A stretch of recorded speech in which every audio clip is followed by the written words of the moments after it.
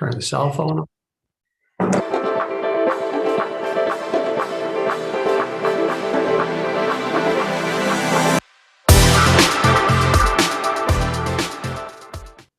Welcome to Nasdaq Trade Talks. I'm Jill Malandrino, global markets reporter at Nasdaq.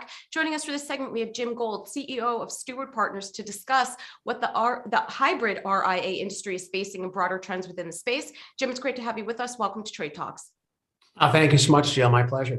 Explain to us what the hybrid RIA space is and what the catalyst was for founding Steward Partners. Yeah, I think listen, the RIA space, if you think about it, is obviously a growing part of the business. The focus on advisory business and the fiduciary standards is an important thing.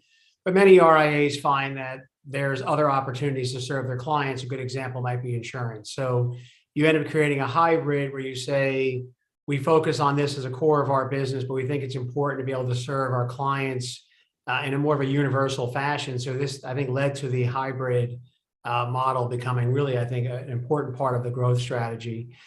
We saw this. So I was a legacy wirehouse complex leader. We saw the interest in independence from the inside there, and are now on the outside of it and on the receiving end in a good way of the, I think, the flight across the industry and the real change we've seen in the last decade in particular. So what makes the Steward Partners model unique? I think a very different model. We offer equity to everyone coming in here. And I think that's really trying to harken back to the glory days of Wall Street, where people were proud to represent a firm, and partly selfishly because they were an owner of the firm. Those days, in many cases, have passed us by. So we thought everyone being an owner, everyone having a voice was super, super important. So that's a big differentiator.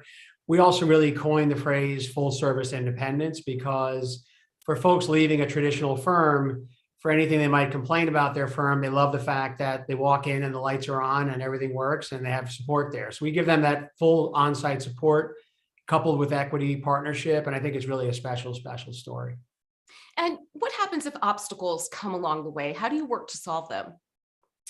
Well, listen, if I had to count all the obstacles, we'd have to spend a lot more time on this call than we have. So listen, obstacles happen to every business. I think businesses have to be nimble. And I think that's one of our real benefits, is that we can go from theory to new policy, if you will, in a matter of days, not months or years.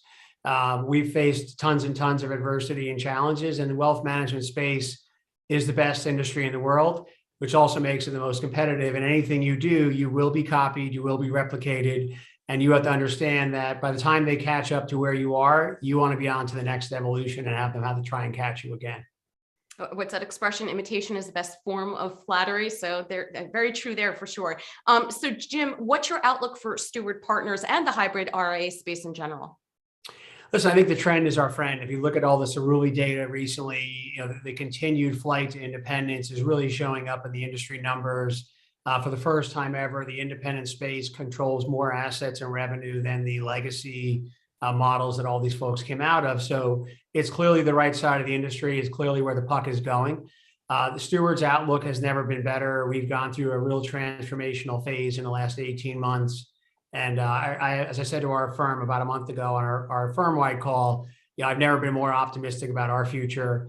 And I think we're focusing on building $1 billion revenue firm in the coming years and really being one of the top players in the space.